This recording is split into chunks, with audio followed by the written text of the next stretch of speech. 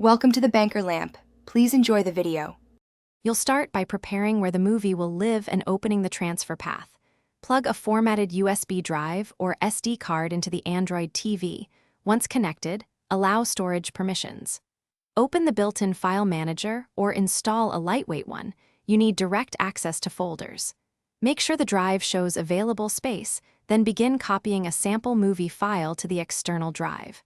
Once done, confirm the copy finished without errors before continuing to the next step.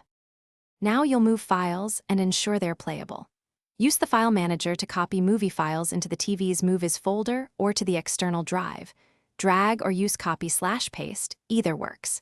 If a file won't play, convert it to a compatible container like MP4 with H.264 on your computer or a mobile app before retransferring. Once moved, scan the folder in your media app or refresh the library so thumbnails and metadata appear. Make sure file names are simple for reliable playback. Finish by ensuring the movie is accessible and stable on the TV.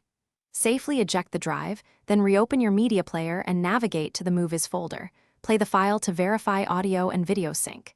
If everything looks good, you're done. Move additional files the same way. If playback fails, try one key troubleshooting tip.